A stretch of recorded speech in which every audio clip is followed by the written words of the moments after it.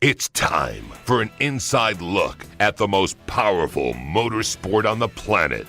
WFO Radio, NHRA Nitro. It's the most exciting sport on earth as far as I'm concerned. Take a walk through the Nitro pits as we go one-on-one with the stars of drag racing. Hi, I'm Courtney Forrest. I'm Tony Schumacher. Hey, you're with Matt Hagan. This is Ron Capps, Matt Hagan's personal friend. You're on WFO. Featuring the NHRA's Alan Reinhart. Our events are truly an experience. They're not just a spectator event. They are an experience. So get in, sit down, and hold on with host Joe Castello as he goes WFO. Thanks, brother. Always love being on WFO, baby. Nobody brings it to you better than you, brother. Now crank it up. It's time to go WFO. Here's your host, Joe Castello. What's up, everybody? Welcome back to WFO Radio, NHRA Nitro. I'm Joe Castello, and happy Thanksgiving to you and your family.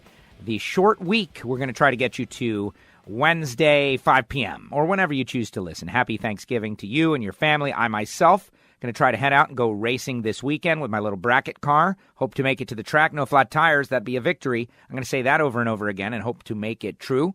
All kinds of good stuff on the show as we get ready for the off-season, the winter break content beginning right now, here today, with big news happening last week regarding the NHRA broadcast on Fox. Brian Lohnes, a friend and a friend of the show, promoted to lead announcer. We're going to hear from Brian. We're going to ask him a bunch of questions about the broadcast in 2019 and what we can all expect.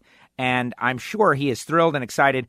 I am thrilled and excited for Brian, as he is going to be the face of NHRA drag racing on Fox Sports 1, along with Tony Pedregon. I think it is great. So much passion, so much knowledge. It cannot be a bad thing.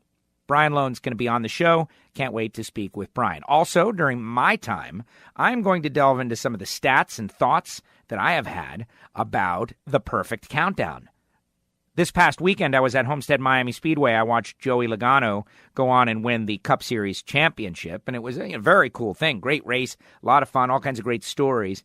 But I couldn't help but continue to think about Steve Torrence and the CAPCO team and compare and contrast the dominance over their peers to what I was witnessing in NASCAR, and had a lot of thoughts, and I'm going to share some of those thoughts and numbers. And, of course, Alan Reinhart going to join us just moments from now as we break down some of the Lucas Oil Series championships and talk about the news of the day. Yes, a little bit of a short show, a little bit of a short week, and happy Thanksgiving to all of you. And don't forget, Black Friday coming on Friday. And we've got great sponsors, and most of them have got something you can get on Black Friday because the holidays are coming, and you know that this show doesn't happen without our great sponsors. And if you're in the market to buy some stuff, a gift or high-performance parts or whatever, check them out. Think of them first. Guys like HusseyPerformance.net, copper head gaskets, the highest quality, the ones that Sean Bellemure rode to a championship. HusseyPerformance.net, CatSpotLitter.com, Scott Palmer. If you got a cat, get CatSpot. If you've got a shop and you don't have a cat, get Magic Dry. As much as I want everybody getting CatSpot cat litter at catspot.com, this might not be the kind of thing to put a bow on. Or maybe it is. Rodak's Coffee and Grills.com. Marvin Rodak, coffee, hot sauce, spice rub. I have been using Marvin over the past couple of years to do these holiday packs. Like, I give him a bunch of people that I want the holiday pack to go to, and he ships them out, and it is just great stuff. Pound of coffee, hot sauce, spice rub, great stuff, great experience for the person receiving it. Frank Hawley's Drag Racing School, the Dragster Adventure, to me, that would be like a super gift. $399 for the experience. 1 half-track, 2 full-track passes, hanging out with Frank, doing a burnout, driving a dragster. What's cooler than that? Samtech.edu, the School of Automotive Machinists and Technology, Blockhead, CNC programs, Motorsport EFI. You can learn to become a CNC machinist. Samtech.edu. Be sure to tell them you heard about it on WFO Radio. Motorsportsguys.com, Terry McMillan's new venture, mail order. Of course, you can get everything Amalie there. Amalie Motor Oil since 1903, better than it has to be. But filters and parts, pieces, etc. at motorsportsguys.com. They even have a promo code WFO. If you want to add that Vegas Win Tribute hat, it will be free if you use the promo code WFO. Aerospacecomponents.com. Kim Cussy and her team. Brakes, shifters, vacuum pumps, aerospacecomponents.com, some of the best in the business, and Hangstafers Laboratories. If you're going to PRI, Hangstafers Laboratories, got to have Tommy Johnson and Antron Brown in the booth. It's going to be a big thing. I'm going to swing by Hangstafers Laboratories. Be ready to be there at PRI. And audible.com/WFO Nitro for your listening pleasures. Audible.com/WFO Nitro. Start your 30-day free trial. All right. It is a big week in the NHRA. We begin the off-season programming. Joining us now, he is the voice of the NHRA, and he joins us each week at the start of WFO Radio, even during the winter break, even right before Thanksgiving. Alan Reinhart joins us now. Alan, welcome back. Hey, Joe, great to be back. We're going to have to kind of make this short because I'm getting packed and getting ready to go to the race this weekend. Oh, really? Which race is that? Where are you going? No, wait, I'm not, am I? Oh, no. Oh, man. Slot cars, maybe? I just realized that. Okay, well, I guess we got time. You know, you got me very excited, and now I'm all down and bummed out. That's not fun, man. That's not fun. But yes, the winter break is upon us. Now, I will say this, that I am actually planning on trying to go racing myself this weekend at Palm Beach. We have our 37th annual Citrus Nationals, the big local race that's been going on for a long time. I'm going to try to go out there and give it a go in the bracket category. So I am actually going to a race this weekend, hopefully. Well, cool. I wish you the best of luck. I hope that you get there with your equipment intact and get home with your equipment intact. That's it. The bar is set. That would be better than last year, right? So much so. And people may recall 4 flat tires on the way up there, all kinds of chaos, all kinds of problems. But in the end, we did get the car sorted out. And so I am hoping for a much smoother experience this time. If I can get to the track without any chaos, that will be a victory, and then everything else will be the icing on the cake. Well, there you go. It sounds like you have a wonderful plan. All you have to do is execute. That's it. I'm not quite done for the year yet. I've got a studio session in Indy I've got to do next week, and then Division 7 banquet, and then of course the PRI show's coming up. So I'm not exactly locked down for the winter as of yet. PRI going to be fun. Yeah, that's the big ceremonial end to the season. Really, everybody gets together and has a big time. And we talked a little bit last week about that panel discussion you will be leading, which I'm very excited about that. All kinds of good stuff. Getting together with the racing community one final time for the year at PRI will be cool. Yeah, it should be. It's, for those who don't know, it's industry only. I know there's always people I get, emails or inquiries about, hey, where can I buy a ticket for that? And the answer is you can't. It is an industry-only trade show, but it is focused strictly on racing. And for those who are familiar with SEMA, SEMA is everything automotive, and PRI strictly focuses on racing, hardcore racing stuff. So it's an industry insider event, but it is, it's a very well-attended event. It's a great place to meet people, make contacts, and as well as I do, Joe, in this day and age, there's so much business that's done with a text message or an email or, sometimes not even a phone call anymore. And there are literally people at that show that's the one time a year when I see them. People that I do business with throughout the course of the year, but it's nice to go up and actually shake a guy's hand and say, hey, man, thanks. I appreciate you taking care of me and make those face-to-face contacts, which even in this day and age, I feel are still pretty important. So, absolutely, and it's one of those things, and nice to, right before the holidays to say what's up and hello and goodbye to everyone. Now, before we get into some of the news of the week, and there has been news and interesting things, and I certainly want to discuss your opinion of the 18-race Pro Stock schedule, talk a little bit about our champs in the Lucas Oil Series. More sad news. Last week, it was Jed from BIR that we lost, and really right after, going into the weekend, found out that a jet car racer named Kat Moeller, who I called her licensing runs at Palm Beach, a young lady, very, energetic and passionate about racing jet cars, killed at Sebring at the end of last week. Just, the hits keep on coming. Yeah, it's an awful tragedy, but I think it's a classic reminder that, what we do is dangerous. I've said it a number of times over the years, we're not playing with yarn balls. And I think as soon as you put a helmet on, no matter what activity you're taking part in, I don't care if it's, a hockey game or if you're riding bicycles or if you're playing football or if you're getting in a jet car, as soon as you put a helmet on, you are acknowledging that there is some danger involved here. And I have no details about what happened. I just, terrible tragedy, obviously lose anybody, and especially somebody that young. Anybody that knows anything about the Larson Motorsports team that runs a fleet of jet cars, they have first-rate, top-notch equipment. I don't for 1 second believe that there was any kind of an issue there. I think from what I've heard and what I read, it was just, one of those fluke deals, but it's just a reminder that, what we're doing can be dangerous, and, life is precious. That is it. Life is precious. And, all I can say is my interactions with Kat were all very positive, and she had a passion for what she was doing. And if that is the case, and I really believe that everybody that gets into one of these things, whether it be a 10-second bracket car, like I'm going to be doing this weekend, I know, something could happen. She knew, and it's just a very unfortunate circumstance. But Elaine and Chris Larson, they have such a great program. Sebring's got a drag strip. They run, I don't know exactly the details of their program, but just a very unfortunate circumstance. I agree with that 100%. And, obviously, all the thoughts and condolences to family and friends and, the Larson team and everybody that's having to deal with this firsthand. Anybody that's been in this business very long has had to go through something like this at some point. And, you just feel for, whoever it is that's doing it at this point, and, just try to make sure that they know, hey, your friends, your racing family's here for you if you need us.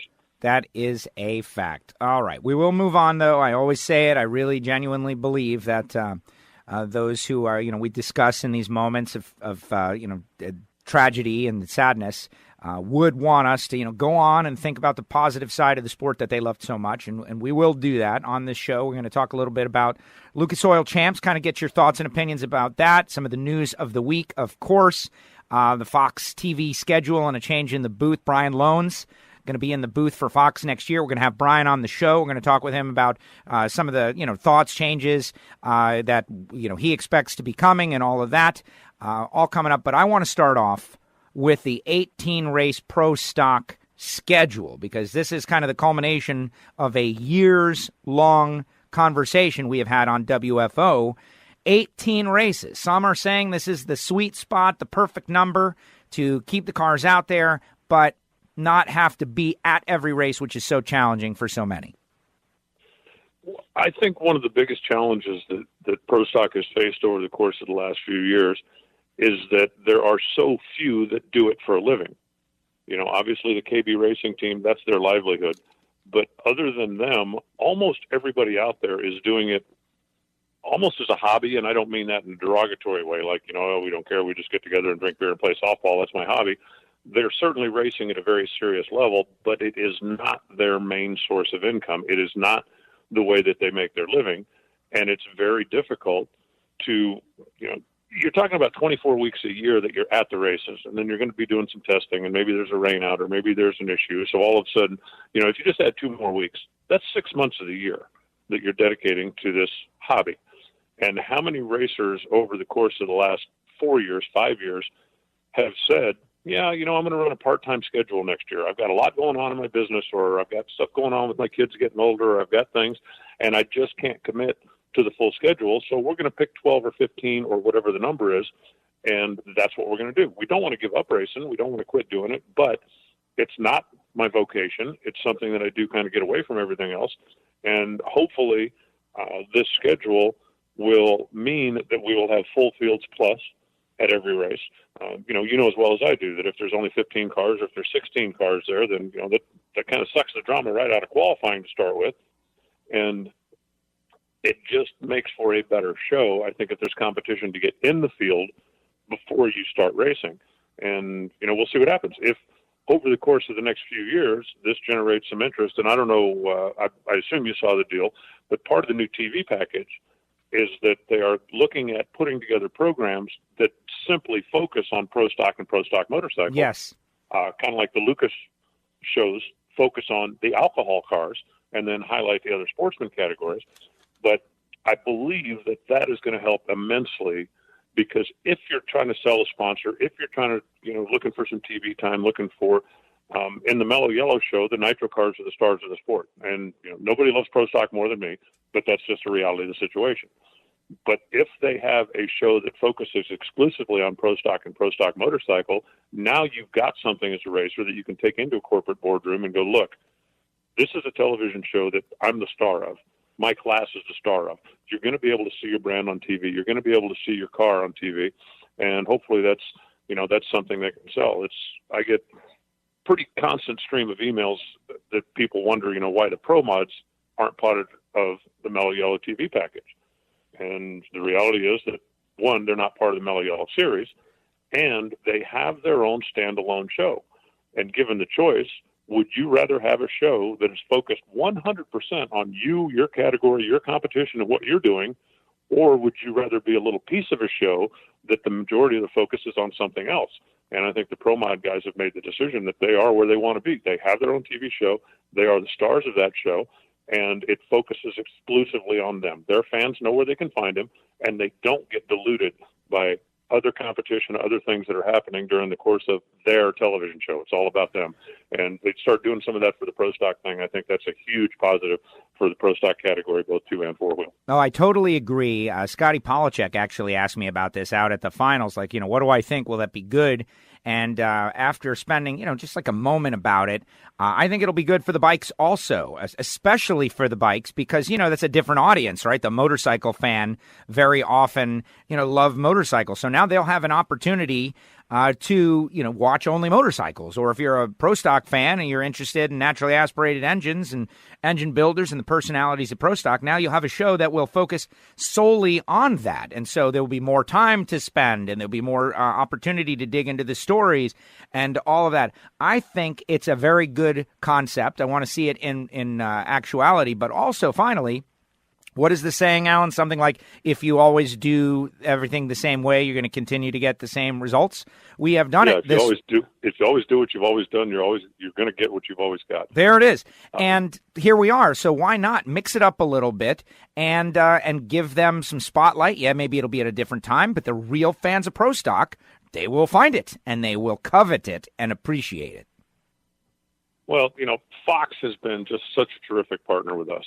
And the cross-promotion between shows when, if you're watching the live show on Sunday night, that they'll tell you, hey, don't forget, tune in Thursday, and you can catch the alcohol show, or tune in Wednesday, and you can catch the Pro Mod show, and that they come on when they say they're going to come on. So if you set your DVR to get NHRA drag racing, you're going to get it. You're not going to come home and turn the thing on and find out, oh, look, the Little League poker game went long, or whatever the deal was.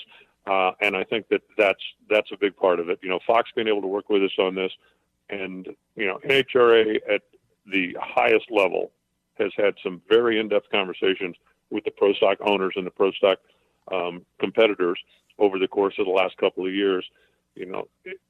NHRA does not want Pro Stock to go away. NHRA wants it to become a thriving, strong category again like it used to be. Right now it's going through a transition. And anybody that's been around as long as I have, and yeah, I get it, I'm a dinosaur, but I can remember a day when there were 12 or 13 funny cars showing up. And the talk around was, well, they ought to just throw the category away, just make, Top Fuel, 1 Nitro category is enough. And then 10 years later, the pendulum had swung, and there was 20 funny cars or 24 funny cars showing up every week, and there was only 14 or 15 dragsters. So every category has been through a transition period. Need to make adjustments, need to do what you can to keep the core that you have strong, and then hopefully it'll be able to be something that can be built on going forward. I agree. I would like to see, however, some continued changes in evolution to the cars. And hopefully we can do that, something that would get more manufacturer interest in. I know that we have allowed the engine plan to go, we've got Dodges with Chevys, and we got Chevys with Dodges. We've had all kinds of different stuff over the course of the year. That happened. I'm sure it'll happen more. The rumor is that there will be a couple of Mustangs out there, which is great. We need to continue to try to do things, and I think that they are. I think it's showing that they're putting in effort, and it's very good to hear. And I agree that they want the category to be successful. They just got to kind of keep tweaking the tune-up. Well, hopefully this is the first step in the next evolution of Pro Stock. And I believe very strongly there it is. And I like the fact that the lines of communication are open between NHRA, between the teams. You're certainly never going to please everybody all of the time, but the vast majority of the cars that are out there racing do not want a 24 event season. And if this means that more cars will make the commitment, hey, maybe if you were planning on running 15, all of a sudden now with 18, I can run for the championship competitively and have a shot at it. Okay, I'm willing to expand my schedule by 3 races. That's a whole lot easier commitment to make than, okay, I'm going to expand my schedule by 10 races. Simple as that. Simple as that. Nope, good for Pro Stock. We'll see how it all works. And like you said, it'll grow or it won't grow, and we'll know. And you got to try stuff. And so I appreciate them trying things. And speaking of top fuel cars, there's going to be more next year. Bob Vandergriff Racing going to be back out there and bringing some celebrity horsepower with him. Heisman Trophy winner Tim Brown, who was out at the races earlier this year and kind of felt like something was going on there. Turns out to be true. 81 Logistics Group going to be the primary sponsor on Jordan Vandergriff's machine for 5 races and an associate for the remainder. That's cool. More top fuel dragsters. If there's one thing that Bob Vandergriff has an innate ability to do, it is to find non-automotive sponsors and get them to take a look at NHRA and get them interested. He has a knack for doing that. He has done it a number of times over the years. And, you just look at his program. When he hasn't had the sponsorship, then he will pull back or he'll get out there and start beating the bushes and making contacts again. But he really seems to have the ability to find non-automotive, non-racing type sponsors to come give us a look and then get their feet wet. And, good for him. He just continues to be able to go out there and find money in non-traditional sources. And that's wonderful. We need 10 more Bob Vandergriffs out there. We really do. We really do. One that may be on the road to something like that is our Auto Club Road to the Future Award winner, Bill Litton. And that was a tough fought battle. I thought that Flying Ryan in the motorcycle category had really done a lot. But looking at some of the, countdown matchups against Steve Torrence, Bill Litton had to go up against Steve Torrence the first 3 races in a row in the countdown. But that kind of illustrated to me the commitment. His speech at the award ceremony was just awesome. And through his speech, I kind of thought to myself, there might be something growing here with Bill Litton. Maybe he is another future, car that will be out there on a more regular basis. He's working with Del Worsham, obviously, but maybe that's just to get his feet wet. Well, I think so, and I think they understand the budget constraints that they have. They understand how quickly they could put themselves out of business if they go out there and blow up a bunch of stuff or hurt a bunch of things. They don't make a whole lot of more runs than what is absolutely necessary, but it's an opportunity for him to be out there. It's an opportunity. I mean, this is a guy that works in the financial industry, so there's obviously a lot of money floating around out there in the financial industry. And if he can do, a little cross-pollination, a little business-to-business, get some guys to come out in the races and just give us a look. You have to start someplace. And he's a guy that certainly is good at managing money and is, as you mentioned, very well-spoken and good with people. So, who knows where it's going to go. But I think the fact that they're playing within their means, and the fact that they have, even though they weren't able to derail Steve Torrence, neither was anybody else in the countdown to the championship. But they certainly have won some big matchups during the course of the year simply by playing the game that they can. We are going to make a clean run down the racetrack. If you go run 375, hey, God bless you. Good luck the rest of the day.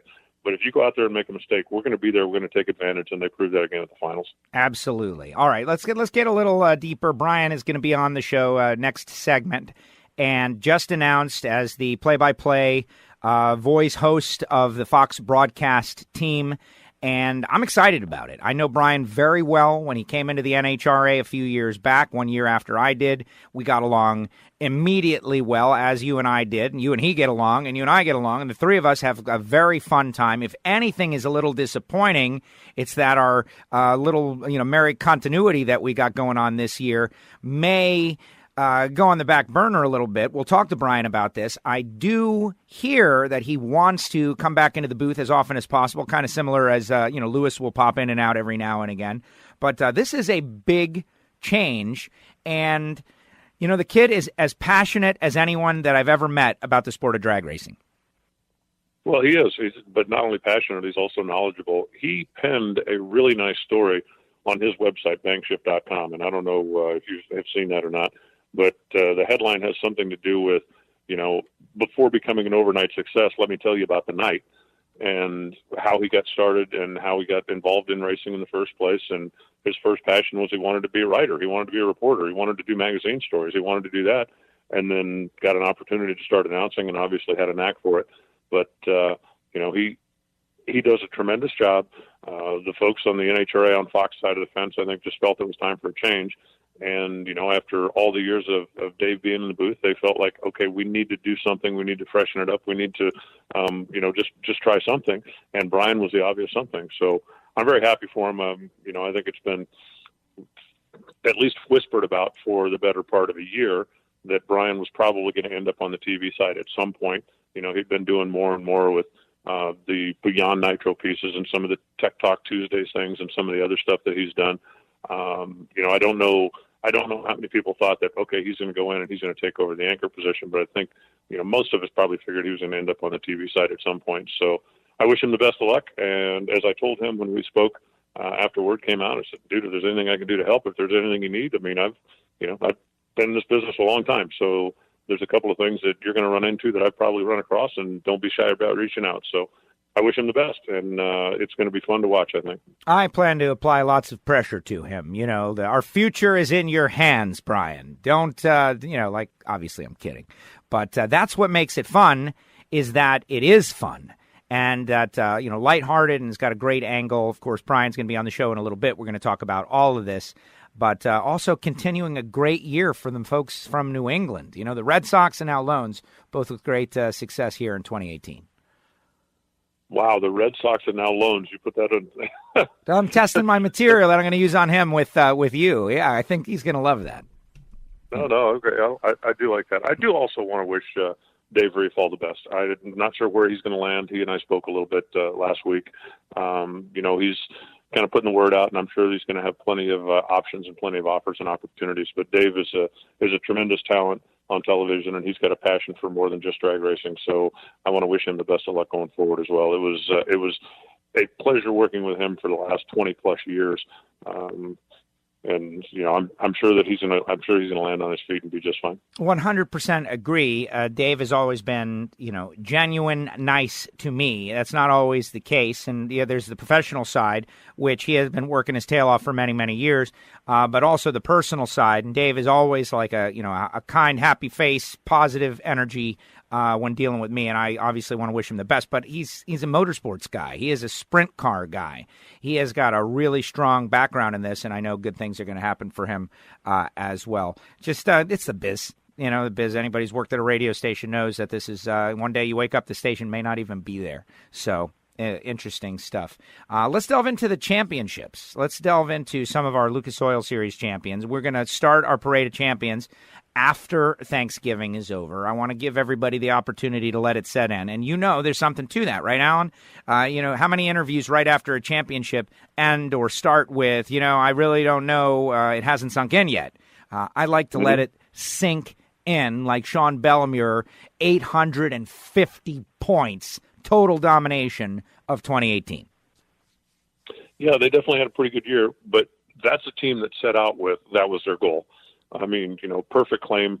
I don't know that you set out and go, hey, that's my goal, but their goal was to set out and win the championship. And it's always interesting to me, and I MC the Lucas Oil award ceremony at the end of the season, how many people get up on stage and say, I really didn't set out to do this year, or this wasn't on the radar, or, we woke up in September, looked at the points and realized that, hey, I got a shot at this if I can go to a couple more points races and see where it shakes out. But you take guys like Sean Bellemeur, who set out to win the championship. Justin Lamb, who won 2 championships last year, set out beginning of the year to defend. That's the goal. And then you look at a guy like Steve Williams, who won the Super Comp championship. In Steve Williams' first 3 outings in the car, he won 1 round. 1 round. Now, at that point, I guarantee you, he didn't go back to his office and go, yep, this is going to be a championship year, no doubt about it. But later on in the season, things started going his way. He ends up claiming 6 of his last 7 starts. And, you get hot and the points start piling in. So it's just interesting to watch. And it's interesting, all of the different stories, from guys that win it. Literally, Ronnie Proctor in Top Sportsman locked the championship up when he was sitting in the water box waiting to make his run, and the car in front of him lost. That's when he knew he was a champion. And then there's guys who would pull up to the line and go, okay, like Matt Smith and Eddie Krawick final round. I have to win this round to be the champion. And you either get it done or you don't get it done. So there are a lot of different ways to do it, and there's a lot of different stories. And that's one of my favorite parts of the year is listening to the guys when you go through the Parade of Champions during this winter break and have the opportunity to talk to them for more than just 3 or 4 minutes. Exactly. And that is the whole point and why so many people log on and download the show during this time, because they get, like a guy like Ronnie Proctor, we're going to reach out to him. Paul Nero, we're going to reach out to him and get the story that we have no idea what it is, the challenge, the moment, the problem, the issue that they overcame, that maybe we don't know exactly what it is, and there's just never the time, or it's not the first thing on their mind. Yeah, the top sportsman, top dragster category is kind of interesting. Super Gas, Devin Eisenhower. How about that? 622 points over Aaron Kennard. A tight battle. Nonetheless, Devin wins the U.S. Nationals, wins Super Gas World Championship. A great season for a very young racer. Devin's a Division III guy, and, for a number of people around the country, Indy is just like Mecca, right? It's a dream. Someday maybe I'll get there. I vividly remember the first time that I drove through the gate at Indy, and I was just there as a spectator. I wasn't even working for NHRA at the time, and I still kind of get that feeling every time. Well, Indy is basically home for Devin. He raced there in junior dragsters. He's very familiar with the racetrack, and not only did he win the U.S. Nationals, he won the Division III points race at Indy, which I think is second only to Las Vegas as far as the number of cars. And so you look at the fact that, more than 200 points of his total came from his home racetrack, which is his comfort zone. And, we're talking about a guy who's, 21, 22 years old, not that far out of the juniors, and using that education to go on and do big things in the sportsman ranks, a la Luke Begacki, a la Justin Lamb, a la the list goes on and on and on.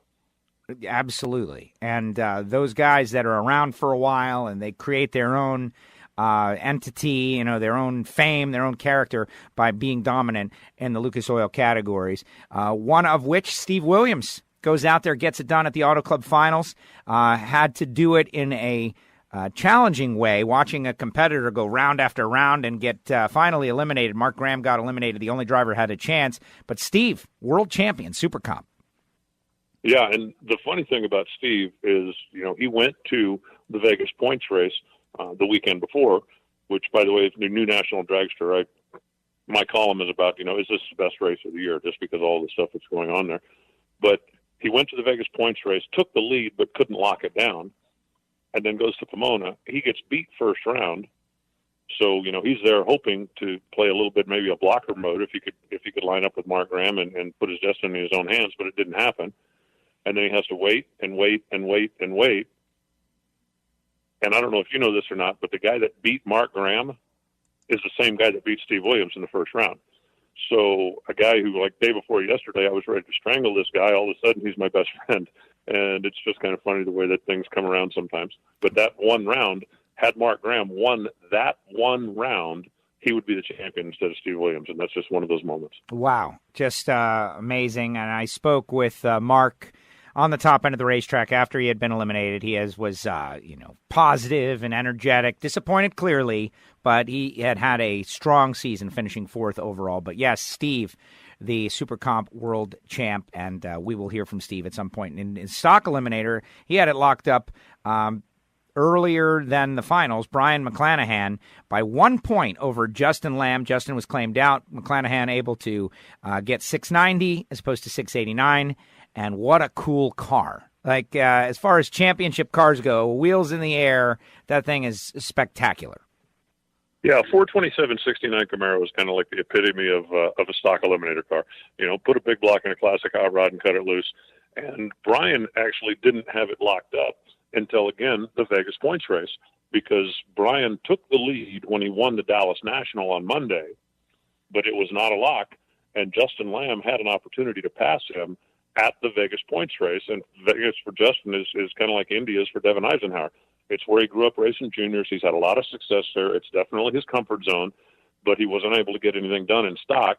He did, however, then go on and win the race in super stock, which made him the champion in super stock as well. So it was cool for McClanahan to be, to do something that his dad and his son had already accomplished. His dad was 3-time world champion back in the 70s. His son was a super stock champion in 2010.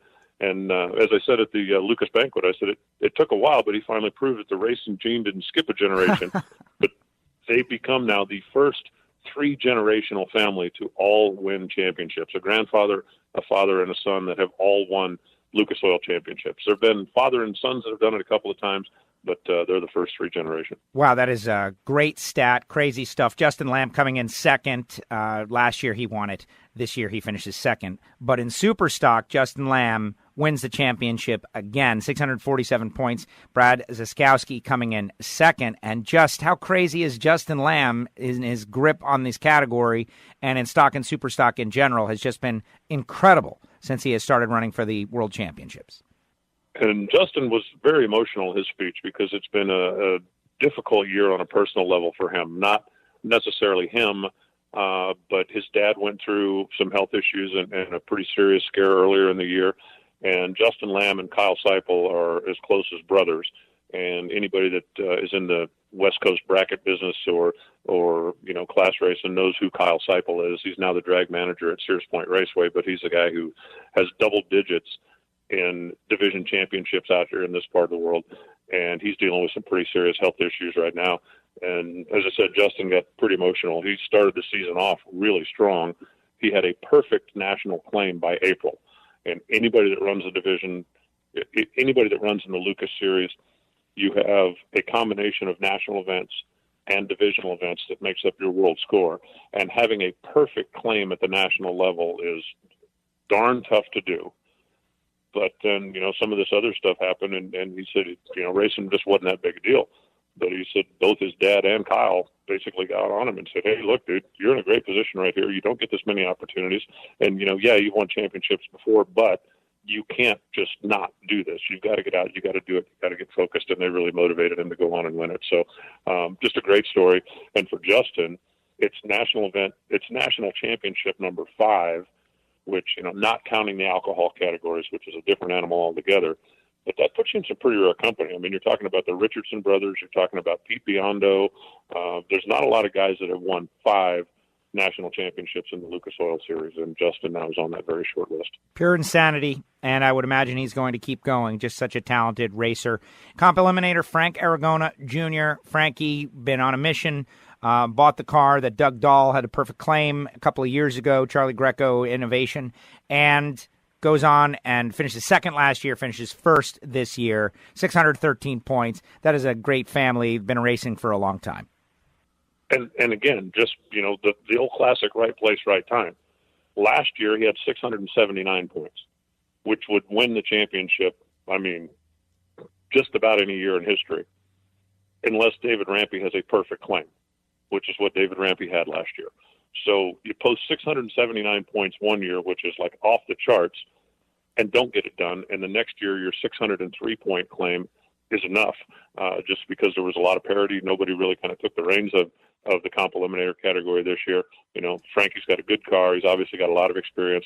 He won the championship before, 7 or 8 years ago, something like that. So he now has a couple of them in competition eliminator, and I'm sure he'll be back strong as ever to defend next year. And finally, back to the alcohol ranks where Joey Severance, the freight train continues, 4 in a row. Yeah, and again, go back into the archives of this show. At least me, I'm not going to speak for you, but I was ready to put Sean Cowie's name on the trophy from about Indy on. He just had a solid lead. He was running well. He was, he was going to be out on the road chasing and defending and doing what he had to do. And I really figured it was going to be his year.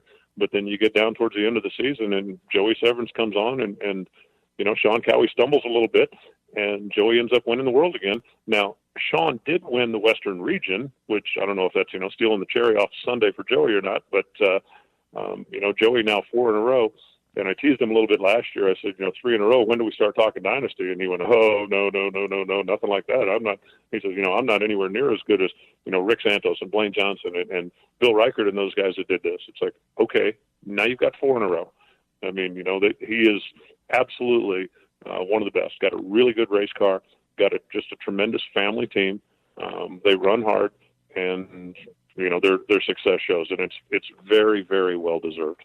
Absolutely. And, great people. Sean Cowie, second, Megan Meyer, third, Troy Coughlin, fourth, Josh Hart, fifth. All, like, fresh, young, Jackie Frick, sixth. Like, great personalities and people all in the top alcohol dragster category. That is a very cool and energetic category of Lucas Oil drag racing. And we're going to try and we're going to reach out, and everybody except for Joey Severance will probably enjoy coming on the show. Joey will come on it in spite of his lack of enjoyment. He said, I'll do it, but it's not his favorite thing to do. But good champions this year, like a great year. Yeah, it really was a great year, and just for the Joey Severance thing, he's talked about 100 times. I mean, he'd rather stage in the final round against Sean Cowie or Megan Meyer than stand up in front of 5 people and have to make a speech. So he's certainly gotten better at it. He's gotten a lot of practice at it the last few years, and I think he's picking on himself a little bit unnecessarily because he really does a nice job with that as well. It's nice to hear somebody speak from the heart and be emotional, and you can tell, how much it means to him, how much it means to the family, as opposed to, just, I want to thank my sponsors and crew chief, and then go sit down. But when you talk to Joey, he's definitely talking from the heart. Great stuff. Alan, great job as usual. Any final thoughts, anything you want to get out there before Thanksgiving and the WFO universe, gets in front of their computers for Black Friday at like 12:01 a.m.? Hasn't Black Friday been going on for like 3 weeks now? Maybe longer. Just like Christmas. Have you been to like Home Depot? Christmas has been going on for a month and a half. Yeah. I mean, as soon as Halloween's over with, it's Christmas all of a sudden. But just one thing. I think we ought to give a tip of the cap to Leah Pritchett winning the Samtec Factory Stock Showdown. Oh, absolutely. That's a category that is really growing and thriving and is kind of in its infancy. And I know there's a whole lot of guys that are hard at work to make sure that the Don Schumacher Dodgers don't win again next year. I think it's very fascinating that Jeff Turk, who was the first one to make an official 7-second run, even though he didn't do it in an NHRA, he did it in an NMCA race, which has the same rules package, the same, and is considered, he was considered the one to break the milestone. As I understand it, is not going to be in a Dodge again next year. So this should be fun to watch. There's a lot of cars being built and a lot of time and energy being put into the Factory Stock Showdown. The fact that Leah won the championship, and you could just see, for somebody that races in Top Fuel, you could see how important that stock eliminator title was to her. And she also was at the Lucas banquet and gave a tremendous speech, thanking obviously her team and everybody that made it possible. But she's very passionate about that car, just like she is her Top Fuel car. Absolutely. And did a great job and was very fired up. And that category continues to grow. Bo Butner's going to have a car in there. Looks like the Mountain View Tire team is going to have a car over there. And maybe that schedule is expanding to 8 races from 7. If that is the case, I am all for it. And we are going to be all over that story as best as we can. Alan, happy Thanksgiving to you. And to you as well, Joe. I hope you have a great Thanksgiving, and I hope you have great success with your race car this weekend. Get to the track. That's it. Just get to the track. I'll be super happy. It'll be an improvement. Yeah, if you come home on the same tires you left on, it'll be a plus. Oh my gosh, that would be such a victory. I will do a celebration. Alan, thank you so much. All right, Joe. We'll talk soon. There he goes, the voice of the NHRA, Alan Reinhart, joins us each week right at the start of WFO Radio. Very interesting, very exciting, all kinds of champs. Obviously, the Cat Moeller story, very sad, very sad. A week ago, it was Jed from BIR, and that one, how do you wrap your arm around that? It's like, what?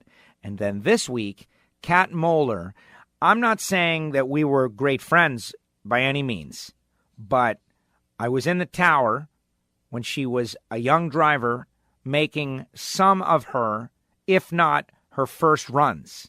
And I remember speaking with Elaine Larson about it, and just to think now, well, that passionate young drag racer is no longer with us. Just a very sad part of the sport that we all love. That is it. The dark side of motorsports. And we continue to love it. It's a very tough situation. We will continue. Speaking of loving the sport of drag racing, cars, being a car guy, Brian Lohnes will be joining us. Brian has been on the show many times in the past as an announcer for the NHRA, really helping me kill time on those winter circle shows, the rental car roundup or wrap up or whatever we call it. He's been on the show many times. Well, Brian has been working very, very hard and has been promoted to lead announcer for the Fox broadcast team for all 24 events. So next year when you watch Fox Sports 1, you're going to see Brian's mug up there.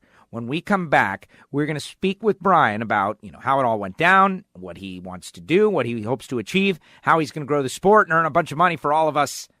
That's all coming up after this. But right now, I want to tell you about samtech.edu, the School of Automotive Machinists and Technology. Start your education with full speed blockhead CNC programs. Become a CNC machinist, motorsport EFI, they do it all. They even accept the GI Bill if you qualify for it. Go to samtech.edu and tell them you heard about it on WFO Radio. We'll have Brian Massengill on soon to talk about the Samtech Factory Stock Showdown schedule for 2019. We're definitely going to try to connect with the champ, Leah Pritchett, and all of that upcoming on WFO. But if you're a young person out there, or even relatively young, like middle age, and you're thinking, I would like to know how to do that stuff, go to samtech.edu. Check them out. All right, we'll be back after this with Brian Lohnes. This is WFO Radio.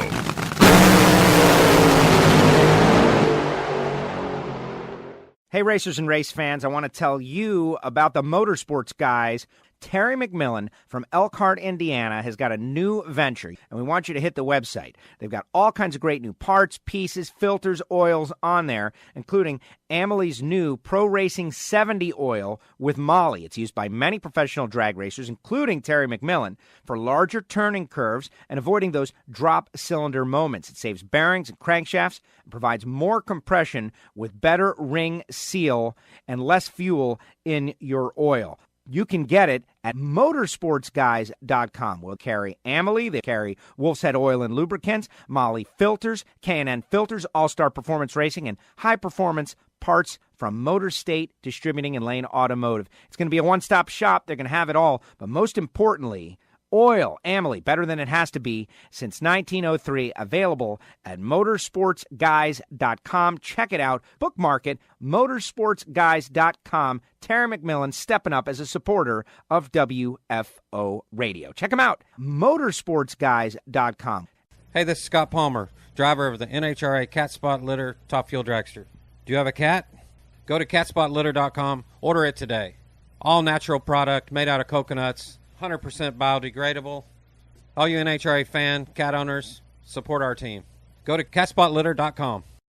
Hussey Performance Copper Head Gaskets. You got to call David directly. 724-318-8292. Hussey Performance Copper Head Gaskets for you engine builders out there. These guys are supporting WFO. Check them out. It is husseyperformance.net. Subscribe to WFO Radio on iTunes. Never miss a show. And don't forget to write a review. WFO. Now, back to WFO Radio, NHRA Nitro. Welcome back to NHRA Nitro. Brian Lohnes, just moments away right now, though. I want to tell you about RodaxCoffeeandGrills.com. My buddy, Marvin Rodak, down there in Fort Worth, Texas. This is the easiest Christmas gift for you to get your friends, people far off. First of all, they could be right there in your town, and you could kind of do it all yourself. You got to work out that deal with Marvin, the logistics. But what I'm talking about is pounds of freshly roasted coffee, hot sauces, spice rubs. You can make your own gift baskets with stuff from Marvin, and people will think you're so creative and cool. And it's a gift that lasts, a couple of weeks, couple of months, a while, depending on how much you consume or your guests consume. 817-924-6821. Call Marvin. He's located right there in Fort Worth, Texas. 817-924-6821. Not to mention, they've got all kinds of tools and grills and hardware for the barbecue types out there.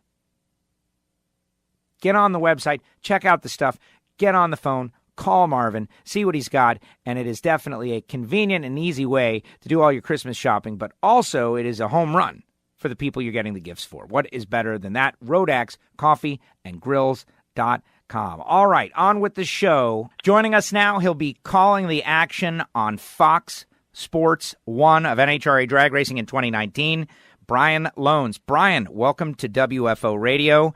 How excited are you? I'm really excited, man. It's been a crazy last few weeks with kind of all this coming together, and definitely Definitely looking forward to 2019. Also looking forward to preparing for 2019. So the work has already begun. I would imagine you are preparing already. This is a big gig. It's a big promotion. It's a big opportunity. I'm happy for you because we all need the sport of NHRA drag racing to grow. We have conversations constantly about how we love the sport and how cool the sport is, and we want it to grow. We need it to grow so we can get more cars out there, more sponsors involved, and I think this position is a big part of that.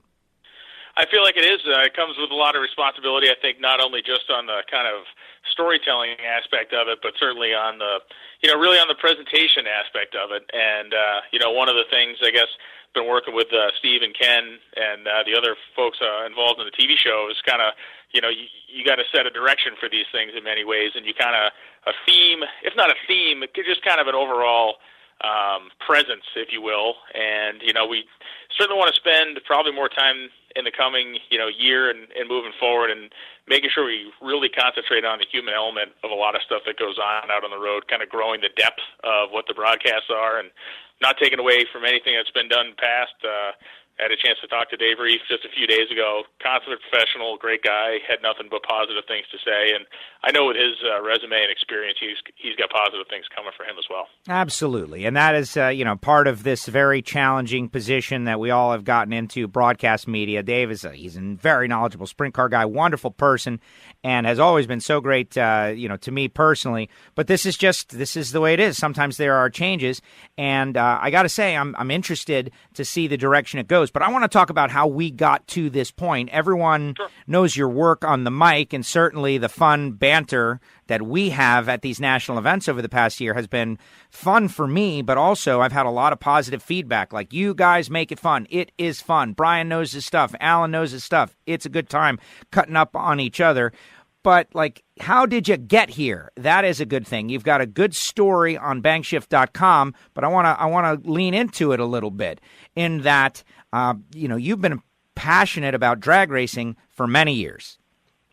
Yeah, I think, fortunately, drag racing found me, or I found drag racing as a kid, and for whatever reason, it resonated with me, whether it was the people I saw or the way that things sounded or looked.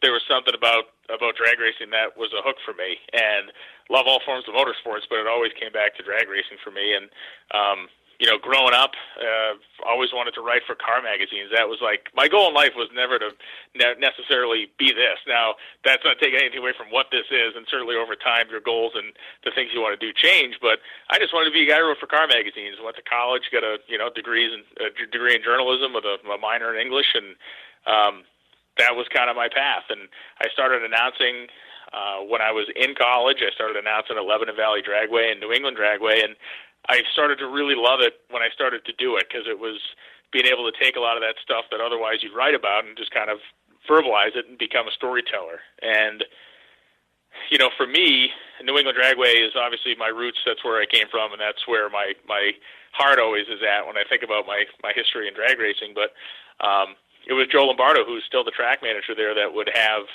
any sort of touring series that came through, whether it was Super Chevy or Fun Ford or IHRA at the time. He would always tell him, listen to this guy, listen to this guy, listen to this guy. So because of Joe, I worked in front of a lot of people that were touring around the country, and ultimately that's what led to me getting picked up by the IHRA to start working with them in the early 2000s. Which is one of the things that I have always been so, a marvel at, is at how many people and know you in the drag racing community. It's like, man, Brian has got a very strong network of knowledgeable people that he's interacting with on a regular basis, and that obviously is coming from your time early on at New England Dragway and in the Northeast. Yeah, and you look out there, and, you never really, at least when I was a kid and I started doing this stuff in my early 20s, I never really kind of fully grasped that 20 years later, basically, I'd be hanging out with a lot of the same people. Like, Jeff Foster, who runs the strip at Las Vegas Motor Speedway, a very highly respected track operator in the industry, worked for Bob Brockmeyer at the time. He was the IHRA's liaison. He was at all the races, did the timing system stuff, and never in a million years would I have thought 20 years later Jeff Foster would be running one of the nicest drag strips in the world, and I would end up working there a couple times a year doing NHRA national events. So, and that goes through a lot of different levels. Like you look at the Lagana brothers, and you look at you look at a lot of the racers that Clay Millican, a lot of the racers that came through those ranks. We all kind of traveled, not necessarily together, but we all kind of went on this trip at the same time and ended up in the same place. And I think that's a neat thing because it gives you context into people's kind of lives and history. So, which I find to be, beyond the mechanical end of drag racing, the most fascinating thing is, the people and the stories involved in actually making this whole thing work. Oh, absolutely. And that is, I think, what keep people interested. The human aspect. The cars are 330-mile-per-hour beasts, but in the end, it's like who's making them do that. That is interesting to me. All right, I want to ask you some questions about, we hear, and I certainly hear from fans all the time, let's call it constructive criticism about everything that happens in the sport of drag racing. It could be something as simple as parking, or something as big as the television broadcast. Certainly, I hear lots of constructive criticism about NHRA All Access, but generally it is well liked. So as far as the TV show goes, do you have any idea like what you would like to do to better tell the story of NHRA drag racing? I know that we've already heard some rumors and rumblings about perhaps separating some of the categories from the show, or creating their own shows to better focus on categories like Pro Stock Motorcycle, for instance, which is, I don't want to say it's lost, but it's a smaller part of a bigger show. If we can give them their own spotlight, that could end up being very good for that category.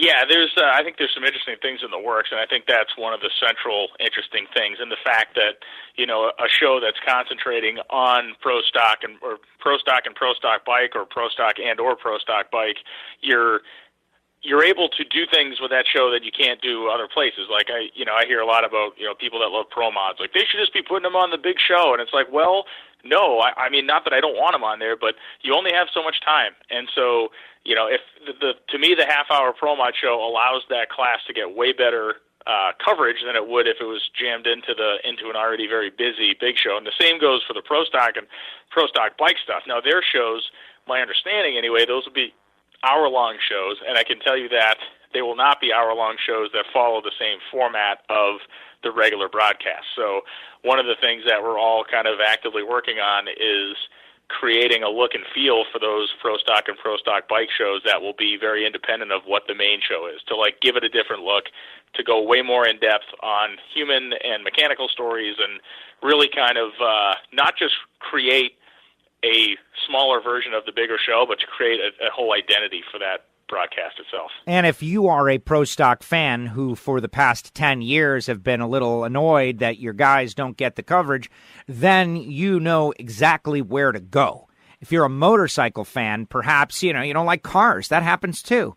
And so I really like that idea. Obviously, I want you to know we're not holding you to anything you say here because it may all change. Just so you know. It can all change. It's a fluid thing, but to me, it's an exciting thing because this is the type of thinking I think that moves things ahead. When you don't feel like you're going to be constrained with how things have always been done, I think that's when you get creative and actually make change. So I like it. Let's talk a little bit about Tony Pedregon in the booth. Obviously, Tony is still at the very beginning of his curve as a broadcaster, and I think people don't understand how challenging this position is. Some people, like yourself, like Alan Reinhart, the words just flow because they've been broadcasting, and you've been broadcasting for 20 years. Tony, his arc has been strong, and you guys have got to build the chemistry. How are you going to do that? Yeah, so our plan is in a couple different ways. We've been talking, obviously, since all this kind of information and news broke, but we're going to spend some time together this winter. Definitely going to work on some I don't want to call them simulated shows, but we're going to work on that end of things to spend time together. Also, I'm thinking he may end up hanging out with me for a weekend or so in Florida when I do some of the winter work that I have lined up, so we can kind of get some rapport going that way. But, Tony and I have a good back and forth with each other on a friendly basis, and I'm actually really excited to work with him because I think there's elements of his career that he can really bring to the table here that maybe we haven't heard yet. So, you're talking about a guy that has really a more wide-ranging spectrum of funny car experience than I think a lot of people give him credit for. I mean, he raced on his own for a long time. He raced with John Force Racing, kind of experiencing the biggest budget, kind of highest level you can compete at. And then, by the time he stepped out of the seat, he was really one of the lower funded teams that was working with a lot of local help when he go to races. So, this is a guy that can speak to someone like, say, Terry Haddock, who's working with a lot of localized help coming to different races, and he can speak to the big team aspect of things as well. And that's one of the things I really want to spend time with him on air talking about, how much of a difference that makes. Very excited to see that, and I agree. Now, when you look at the sport as a whole, and since we have you on the show, I am going to, we're going to start talking about some of the stuff that happened in the 2018 season. I want your opinion on Torrance. I want to talk about this perfect countdown. To me, it's the greatest thing that has ever happened. But as far as stories that aren't being told that can grow the audience and bring more people interested that are interested into the show and into the sport of NHRA drag racing. This past weekend, I was out at Homestead Miami Speedway and interacting with many NASCAR fans. We had a sold-out crowd there, and still so many of them have a casual knowledge of drag racing. Like, yeah, they go straight and they're fast, but they haven't yet even checked it out. And these are racing fans. So I think there's so much potential upside. What do you think is the story, or how can we pull them in? I think it's a couple ways. I think the way you've expressed the fact that they go straight and they go fast. So we don't need, in my opinion, to get those people to pay more attention to us. We don't need to sell them on the fact that we go straight and go fast.